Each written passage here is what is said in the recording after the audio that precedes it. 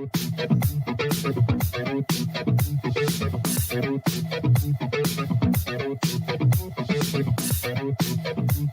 right, guys, welcome to Beyond the Mat. This is April 4th, 2022. We're reviewing Monday Night Raw from Dallas, Texas, day after WrestleMania 38. And a good WrestleMania it was. A lot of things happened tonight that kind of cleaned up some loose ends from WrestleMania and started some new storylines. We know going into today, we heard some news. Lesnar had already flown home before Raw tonight. We knew he was not going to be on this show. Roman won last night and is now the double champion. During that match, he did suffer a shoulder injury, and that likely led to the length of the match being a little bit shorter and the finish coming when it did. But overall, I thought the match did what it needed to do. We also have Cody wanting to cut a promo today, and we're hearing a lot of news about Edge starting this new heel faction, which I think is pretty cool. And we saw it materialize a little bit tonight. But, I just want to clarify a couple things that I thought WrestleMania nights 1 and 2 were both excellent. I thought one was a little bit more heavy on the wrestling side and was very well executed. Night 2 was a lot heavier on the entertainment side. I really loved all of it. The nostalgia stuff was great. Austin stuff was great. The Vince stuff was a little bit cringe, but I was entertained. I liked it. I was a little bit negative last night about some stuff because I was a little bit tired now. I want to get through this Raw thing pretty quick. Doing all these podcasts, WrestleMania weekend every single night, being up till 3 a.m. has got me worn out. So we're going to get through Raw tonight pretty quick. But we knew going into the night that we were going to have Roman Reigns. We were going to see Cody with the promo. We knew Brock Lesnar was going to be away. We knew that Edge was starting this heel faction. And we kick off the show with Cody Rhodes coming out to do a promo. Enters to a nice big pop. He's getting some Cody chants from the crowd as he enters the ring. He's talking about how he returned after 47 days of speculation about what was going on, rumors going around, nobody really reporting the truth and nobody really knowing what's going on. And he's sitting in the background there. He talks about how he was the star that left WWE in the dust, and that when he left, he was a different man, but he found himself while he was away, and now he's returned to fulfill his dream since he was 8 years old, to fulfill his dream, his childhood dream of becoming a world champion someday, and dedicating that to his father. He's then interrupted by Seth Rollins. Rollins dances out to the ring in his usual fashion, enters the ring. He and Cody stare each other down for a little bit, and then they have a nice handshake. Rollins welcomes him back, and I think that illustrates to us that they will not be feuding anytime soon. That was just a WrestleMania one-off match. Crowd really loved Cody here, telling him he deserves it when he's talking about winning the championship, things like that. And says he's glad he came out there to clarify his intentions. So, first match of the night was a tag team match here. Championship contenders match. We got Rhea Ripley and Liv Morgan challenging the champions newly crowned yesterday, Sasha Banks and Naomi. Championships contenders match. Not really sure what that means. I'll get into that because, we got, during the match, all the near falls, we got Jimmy Smith saying, it could be new champions. We knew the championships were not on the line. And then after the match, we get Rhea Ripley and Liv Morgan awarded a championship match next week, despite the outcome of this match. Now, the rumor going around, and it's all but probably confirmed, and we saw it sort of foreshadowing playing out tonight, is that Edge's new heel faction is going to see 2 new members in the imminent future. One of them being Rhea Ripley, which is, she fits the part, I think, especially in the gear she's been coming out with. Gear she came out last night fits Edge's new gimmick perfectly, looking like a dominatrix from the movie Hostel or something. That stuff was pretty scary looking. So you got Ripley, also Tommaso Ciampa, soon to be called up to Raw, is another one that they are looking to pair with Edge. So we got Ripley and Morgan here taking on Sasha Banks and Naomi. Man, a good match between these two teams. Saw a weird spot in the middle of it where they get out to the outside. Rhea goes out for her apron senton bomb. Then Banks catches Naomi's crossbody. Naomi hits a crossbody, takes out everybody. All women are down. Banks hit a meteor off the apron to Liv Morgan to start that out. And it looked like she got a little bit shaken up, but we returned from the break. We got Morgan and Ripley isolating Naomi on their side of the ring. During the break, we saw Ripley get Naomi in a leg scissor in the middle of the ring. She's holding her there. Naomi fights out of it, hits a springboard roundhouse kick. Liv and Sasha get the hot tags. Banks hits a knee, then a head scissor. Smacks her with a pair of meteors in the corner, and she goes up top for a flying meteor, but gets a near fall out of that one. Liv rolls her up then for two, then rolls her up again for another near fall. She hits a step up insecurity, and they both go down. Now we got both women down. Ripley tags herself in. We got Ripley and Liv hitting an assisted power bomb on Banks. They go for a pin, get a near fall. They go for another move, but Sasha dodges it. Rhea slams Liv Morgan instead. So they're going for another double team move here. Rhea picks up Liv Morgan, goes to slam her on Sasha. Sasha dodges it. So Rhea slams Liv right on the ground.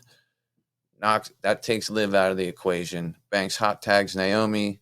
They discharge Rhea Ripley from the ring, grab a hold of Liv, end up hitting a modified assisted lung blower for the 1-2-3. So Sasha and Naomi looking strong in their first match after gaining the championships. Then later on backstage, we got Sonya Deville and Rhea Ripley. Commentary's letting us know that Sonya Deville has fulfilled Rhea Ripley's request. And this request was to have a title match next week. So now we're going to have, and it was made official, there's going to be a tag team title match between Liv Morgan, Rhea Ripley, and Sasha Banks and Naomi, the champions, on Raw next week. Now, during this match, at the end, after the pinfall, Rhea Ripley kind of gave Liv a dirty look and then exited the ring, left Liv Morgan on her knees in the ring. And it looked like they weren't really going to be too long for this world. So they're teasing a split there that would be in line with what we're looking at with her joining Edge. So now they have a tag team title match to go out there and, get some more dissension going there. So I think we're going to see a split between Ripley and Liv next week. Ripley's going to turn heel, and maybe she joins Edge next week, or maybe it takes another week for Edge to spot her, whatever. I don't know what the hell is going to happen there. The crowd was really giving Edge and Damian Priest a hard time tonight. I thought it was pretty great. But anyway, championship contenders match. I thought you had to win these matches to get the title shots. Apparently, you could just have to be in them, and then if your partner gets pinned, you can go ask Sonya Deville for a title shot, and you get it next week. So that stuff doesn't really add up that they do with the naming these matches, this, that, and the third. I would have liked for them to come up with a better reason, a more logical reason for there to be a title match next week. But whatever. The bigger picture here is that we're going to see the title match, and we're likely going to see some dissension, a split. We won't see the tag team titles change hands, which is another good thing because we want to see them on Naomi and Sasha for a period of time. And that also, what they're doing here, the third thing that's great about it is that we have SmackDown stars and Sasha and Naomi defending their belts on Raw. So we're not seeing the tag team belts just get buried and not put on TV. Right away, we have them on Better Stars, and they're on TV right away. We saw the former tag team champs split up today. They came out for a match that never happened. They got in the ring. Zelina Vega blamed Carmella for everything. Then she said, "But we'll be okay." Carmella gets on the mic. And Zelina Vega takes her out, beats the hell out of her. Carmella escapes, gets over to Corey, and they start French kissing and making out. It was totally cringeworthy stuff. But finally, we see that tag team break up. Glad to see that because Zelina Vega actually has a little bit of talent, and being strapped next to that, zombie Carmella with her freaking mask, looking like something out of some sort of Shakespearean play. It's ridiculous. So, they need to get rid of that mask. It doesn't look good.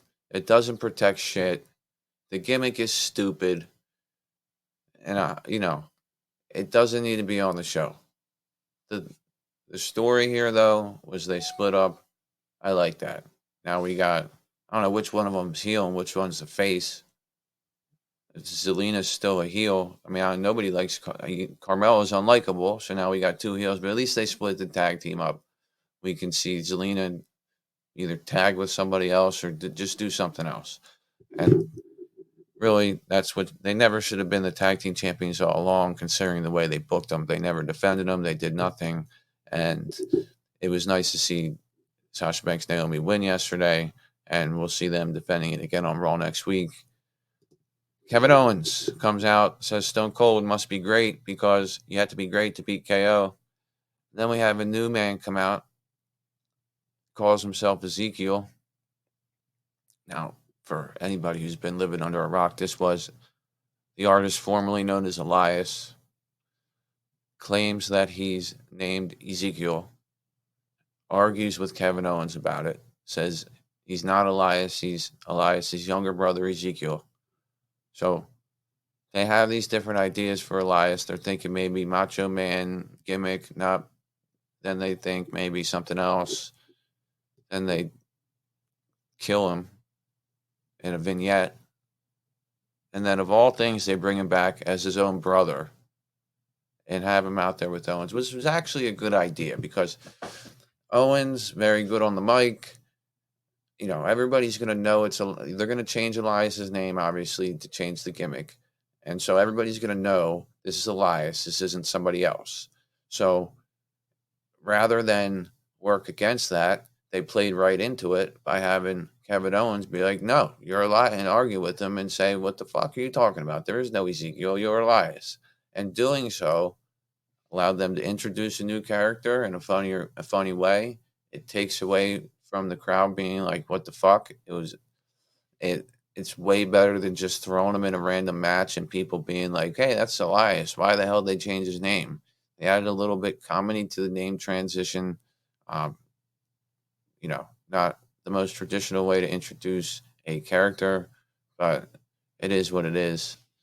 The next match, we see another character that we've been waiting for forever, Veer Mahan. Like I said, I've seen Veer wrestle at house shows a lot. Wasn't surprised to see him take out Dominic at the end of the Miz and Dom match because of the fact that he's been wrestling Dom at all the house show loops. Miz would do Miz TV, not Dom TV. Jesus Christ, can you imagine how boring Dom TV would be? If Miz TV isn't bad enough, can you imagine if Dominic had his own talk show? Jesus. So anyway, they actually do Miz TV at house shows sometimes. So Miz would do it with Dominic and then bring out his mystery opponent. It's Veer every time. Veer comes out, beats the hell out of Dominic, no-sells everything. Now, this match was real quick. Dominic gets in quick control, goes for a 619. Miz gets out of there, blocks it, and drops him with the skull-crushing finale. 1, 2, 3. Match ended in like a minute. Then Veer's music hits. He comes out, wipes out Dom, wipes out Ray, mounts on top of Dom, puts him in a crossface, won't let it go. Officials have to come out. Then he gets out of the ring. Then we hear later in the night that we're going to get a match next week between Veer, Mahan, and Rey Mysterio, which is a good matchup between, cruiserweight veteran Rey Mysterio and a bigger guy that doesn't sell much in Veer. It's a good developmental match for Veer. Good opponent for him. Small guy. They're pushing Veer as kind of a monster here, I think, and sort of an unbeatable force. Who knows? Maybe he'll take one of Roman's belts. I was talking to my friend before the show, probably watching the show now, about this. We're wondering what the hell are they going to do with those 2 belts. Paul Heyman looked like he was laboring and did not want to carry 2 belts for much longer. So are they going to give us a new belt? Is he going to drop a belt for a tournament? That's what I would like to see. I would like to see Roman say, you know what? I don't want this 1 belt. I don't want to be on Raw. Here you go. And then we get an 8-man tournament with qualifying matches before it. So I'd like to see that. Is it going to happen? Doubt it.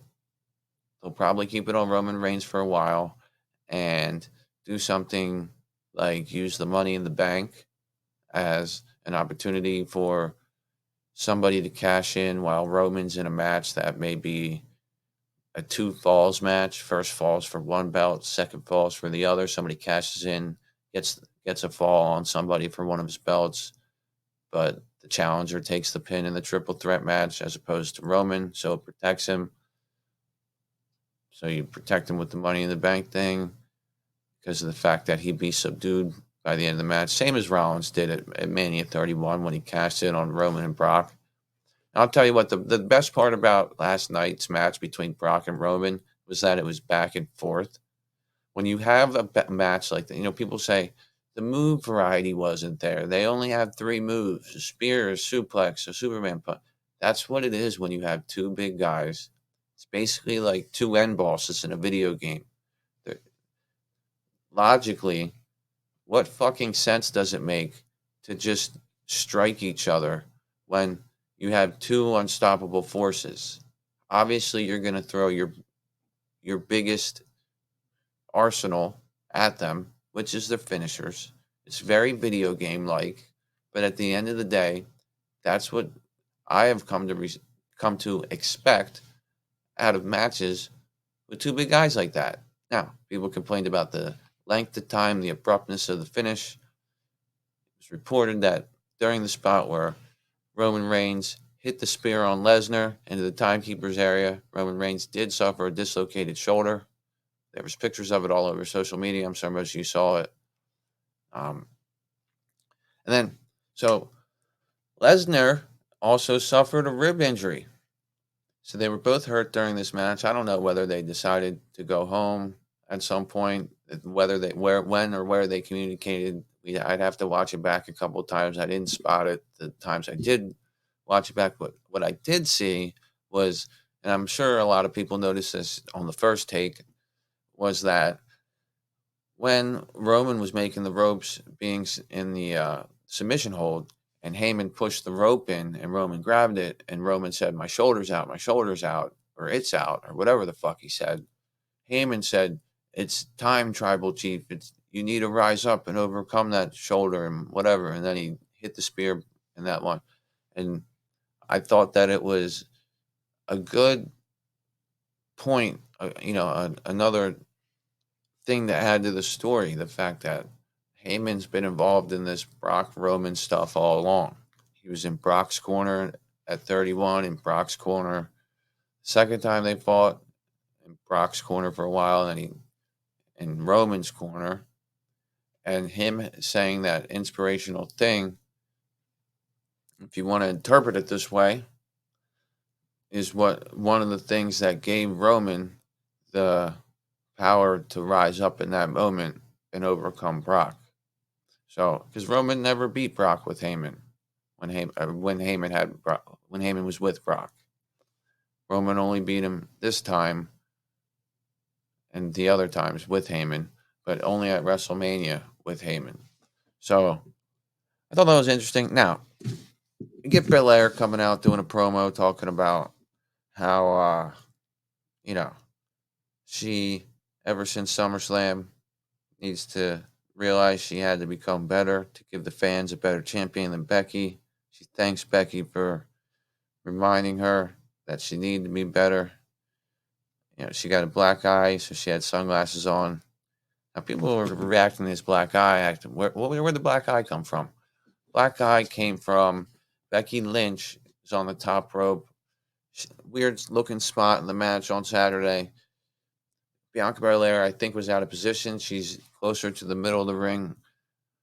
Becky's up top. She jumps off with. She's sort of in a seated position. Looks like she's going for either a double drop kick or a senton or something. But Belair is way too far away and just runs right into Becky's freaking foot. Catches her boot to the eye. So that's where the black eye came from. They're covering it with sunglasses. She gets big pyro, exits the ring, gets off the TV. Had a big reaction from the fans. Fans were very happy to see her as a champion. Moving on, we had Braun Breaker challenging Dolph Ziggler for the NXT title match. This was a decent little match here. Breaker started by charging Dolph into the corner, threw him with an overhead suplex. Ziggler then ran out of the ring, baited him inside, started delivering some blows to the back of the head. He hit a swinging neck breaker, then a jumping elbow, covered him up, but only got two. Now we got Dolph in control. Breaker no-sells a kick to the face, then catches Dolph mid-leapfrog for a big spinning spine buster slam. He catapults Ziggler into the turnbuckle. Breaker's now in control of the match as he takes Ziggler to the corner, mounts him up, but Ziggler slides out, pulls down his leg. Dolph hits a dropkick on Breaker, sends him to the ringside area. We hit a commercial. Back from the commercial, Ziggler slows down the match in the middle with a headlock to Breaker. Breaker breaks free, but pushing the rope rebounds, runs right into a dropkick for two. Dolph then stalks Breaker for a famouser, but Breaker counters it with a giant powerbomb. Ziggler starts talking some shit because both men were down at that point and trying to get back up. As they got up, Ziggler's talking some shit to Breaker. Breaker then takes control with two big shoulder tackles, an overhead release throw, then nails him in the face with a big boot. Just nailed him. Sets up for his finish, but Bobby Roode gets up on the apron just like he did at Stand and Deliver. Breaker gets distracted by this. Ziggler then rolls him up from behind in the schoolboy, but kicks out at 2.5. Braun says, fuck you. Does a swanton dive over the front rope, top rope, onto Roode, takes him out, then gets back in the ring, isn't really paying attention to anything. Ziggler nails him with a famouser, goes for the pin. Braun gets his shoulder up. Ziggler then goes for a kick. Breaker picks him up. Ziggler takes his eyes off of everything. Ziggler connects with a super kick. So Ziggler goes for a super kick, misses it. Breaker flips him up. Then Ziggler hits him, picks him up. Ziggler rakes his eyes. Ziggler nails him with the super kick. This time covers him up. Only gets 2.5. Then Ziggler's tuning up the band just like Shawn Michaels. Going for the super kick, runs right into a spear. Breaker picks him up for his finish, does the gorilla press into the power slam, gets the 1-2-3, and gets back his NXT championship. So good match there for Breaker. Good match with Ziggler there on the Raw stage. They're doing this to get Breaker working with a good trusted worker like Ziggler, and to get him some exposure to the mainstream crowd, little baby steps at a time. The NXT crowd's the NXT crowd, and they're basically the same crowd all the time. Bring a guy up from NXT, whether he's ready or not, even if he's been wrestling dark matches, the main audience isn't necessarily going to react to him the way that we would want them to, or the way that we see them get reacted to in NXT, because that's a controlled environment.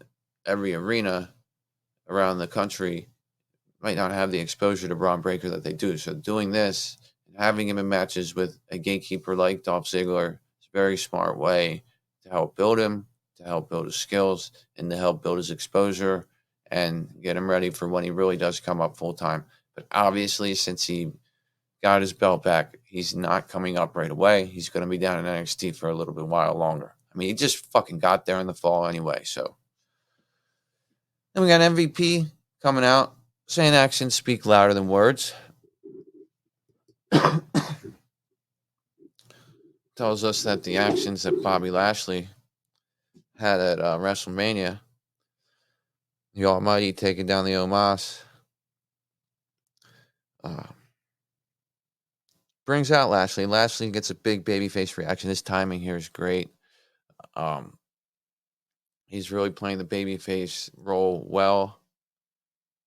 He gets in the ring, starts talking about how when Omos made that challenge, he knew that he could be the one to take him down. And when he knocked his ass down, he knew he'd do it at WrestleMania. Then right in the middle of Lashley's promo, MVP takes him down from behind, starts talking shit, saying, hey, you never needed me, you never needed me. And he beats him down with Omos into the corner. Continues to beat him down. Eventually, MVP hits a running boot in the corner on Lashley. And that's it. So we see finally Omos get a mouthpiece. MVP turns on Lashley. Now Lashley's now a full-on babyface. Omos now has somebody who can cut promos for him. So, wasn't, when they had Lashley beat Omos, that in a vacuum, I wasn't too excited about that.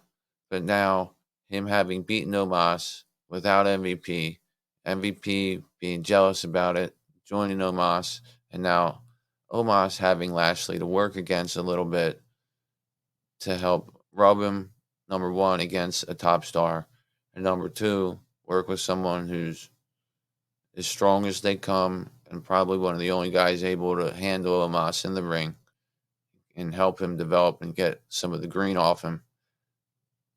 That's a good sequence there. Just Lashley beating Omos at WrestleMania, didn't like it.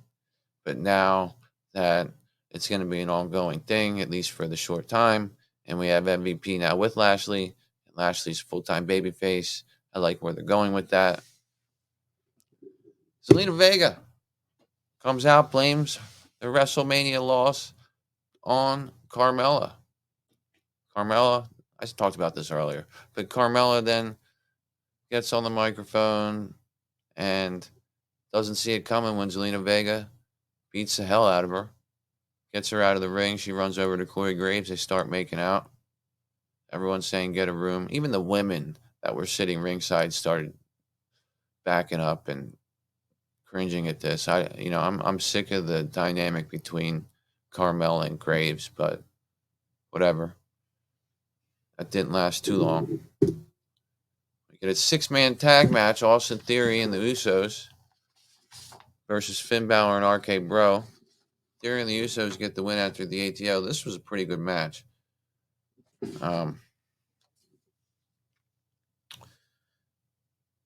So Balor and Jimmy start this one out. Jimmy gets an advantage on Balor. But Balor then takes out everybody on the heel side, knocks down Theory, stomps on Jimmy Uso. Jay then sunset flips him, tries for a pin, but it gets blocked. Balor hits a slam in an attempt for one. Riddle then gets tagged in. He gets isolated in the Usos' corner. They work him over. Theory tags in, starts stomping down Riddle. Then he hits a snapmare and a stomp, goes for a cover, gets one. Riddle and Theory trade blows for a while, but Theory gains the advantage, whips Riddle into the ropes, but Riddle takes out the Usos in the meantime. Then a charging Theory is victim to a back body drop, which sends him to the ringside area. Riddle looks to take everybody out, but then Theory does a chop block to his calf, knocks him down off the apron. Commentary says he's hurt. We go to commercial. Come back for the commercial. Back in the middle of the ring. You got Riddle there. Rear headlock there by Jey Uso on Riddle. Riddle's looking for a tag, trying to fight out, but he gets blocked. Ends up getting back suplex by Jey Uso. Uso covers him up, gets a near fall. Uso then takes out Finn Balor. Riddle hits a huge jumping step-up knee while Uso was doing this to Balor. Then tags Orton in. Orton comes in, runs wild like he usually does. hits a couple lariats, dodges a lariat, then hits a snap body slam. Looks for the draping DDT, but Jimmy hits it on Jimmy. But Theory blind tags in and drop kicks Orton before he can get the RKO. Baylor then comes in, takes out Theory. Then he goes up for the coup de grace, but Theory moves. Theory goes for the ATL. Finn gets out of the ATL. Finn then turns that into a reverse DDT.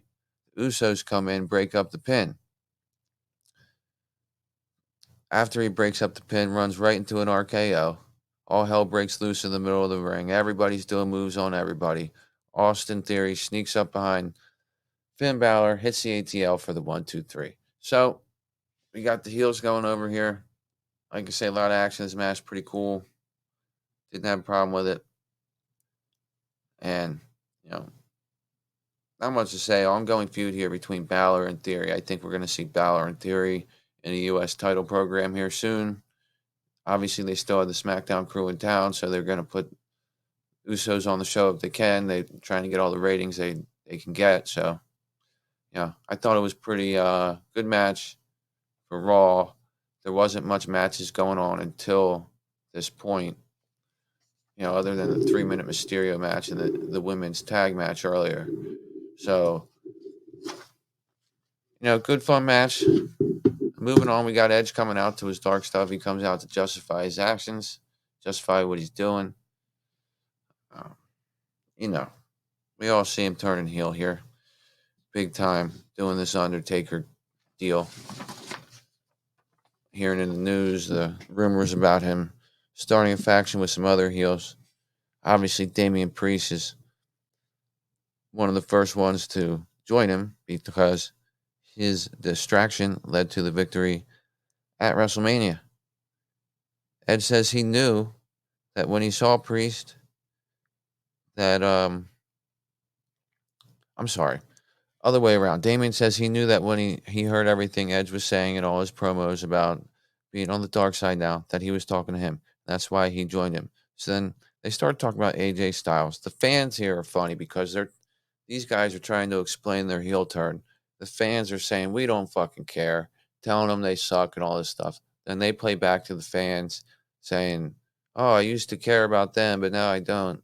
And it was just, they tried to improvise, but to be honest with you, nobody fucking cared about what they were saying anyway. It's obvious they're fucking turning heel. Stop taking up all this time on the show and do something else. We didn't need a promo to find out that Damian Priest and Edge were together. We saw it last night. We didn't need an explanation. So AJ comes out. He gets the better of Damian Priest in the aisleway. Then he gets up into the ring, takes down Edge, sets up for a concerto, and when he's going to set up for the concerto, then Damian Priest comes to the rescue. They beat the hell out of Edge a little bit, beat the hell out of Styles for a little bit. He's down. He's out cold. Set him up for a concerto, but WWE officials slide in, break that up before it happens. Thank God. So we got this dark Edge, dark Damian Priest faction. See what's coming here with now that they're going to add more people. They're going to try to run roughshod on everybody, just as they did AJ Styles tonight. I like this because it can add a lot of depth and a lot of different stories can stem from this. And with the heel faction, it'd be nice to see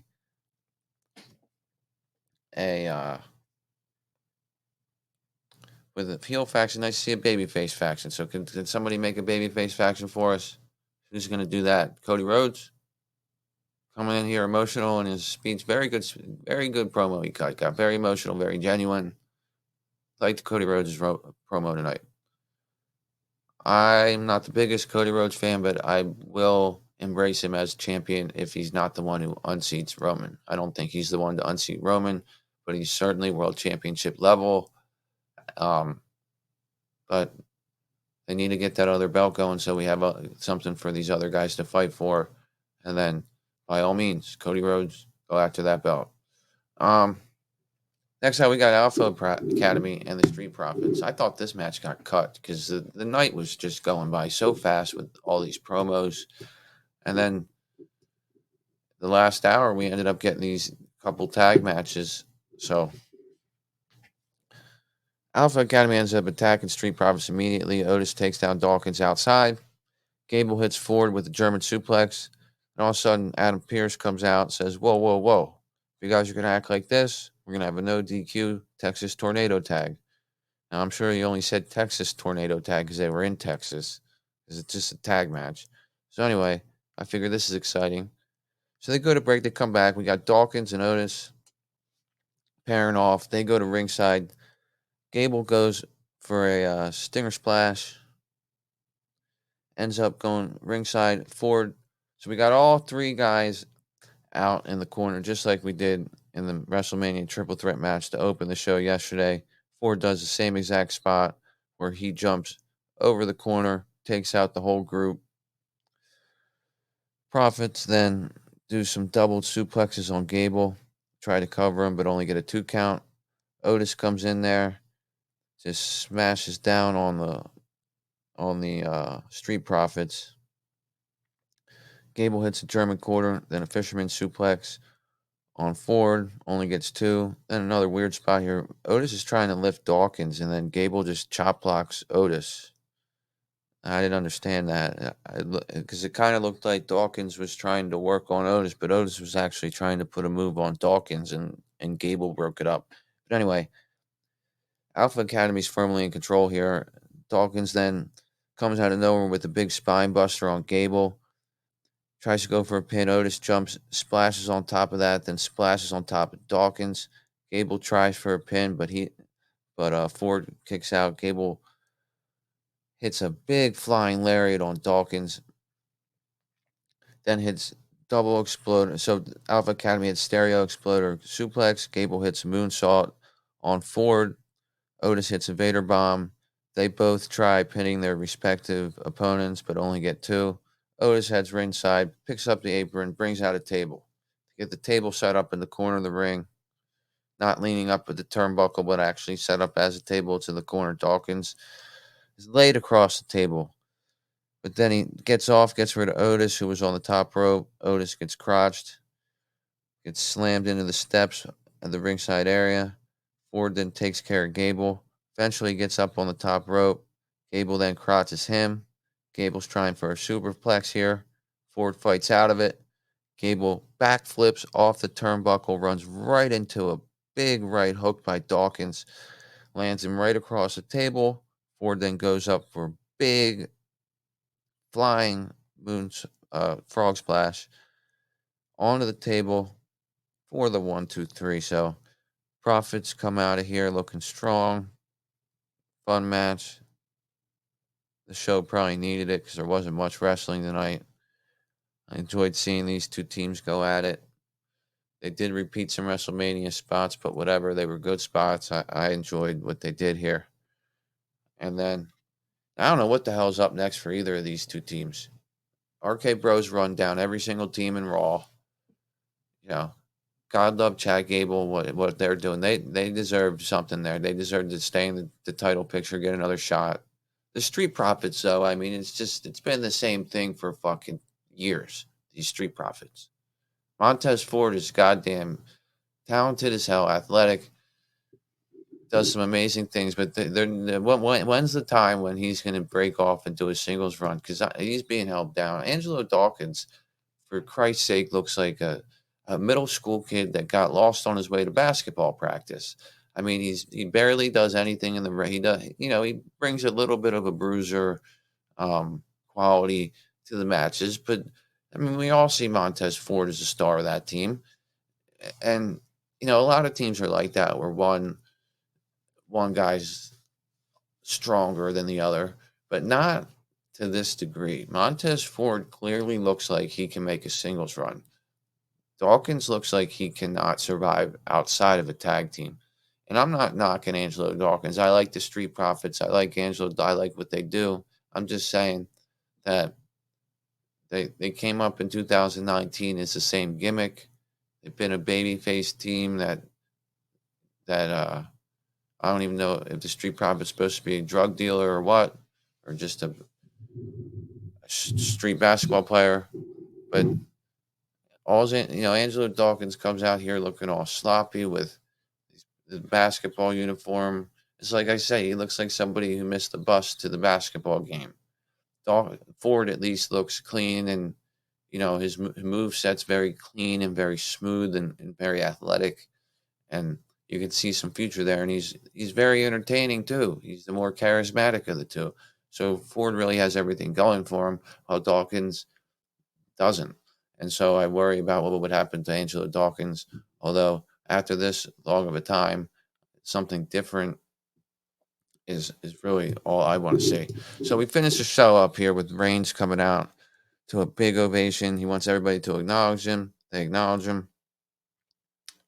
Then he has Heyman go over all the accomplishments of the bloodline.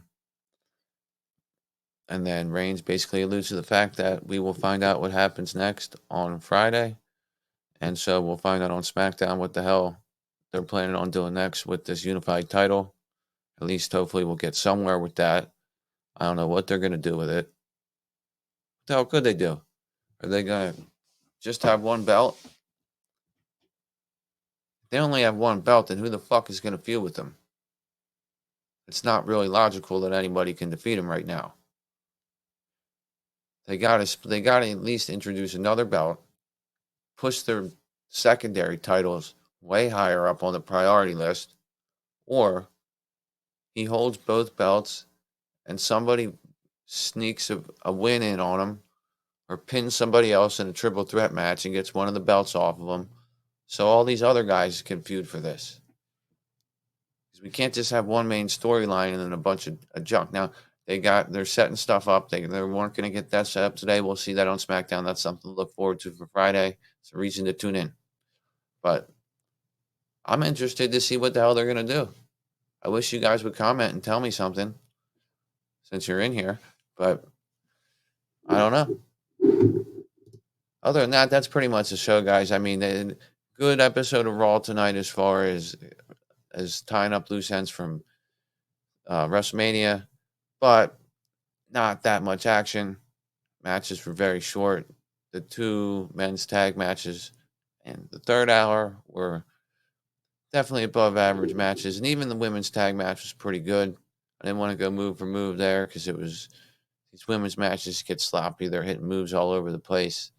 But Sasha and Naomi looking strong with the lung blower finisher. They're the thing I like about Sasha and Naomi is that almost every match they've had, they've hit a different sequence for their finish.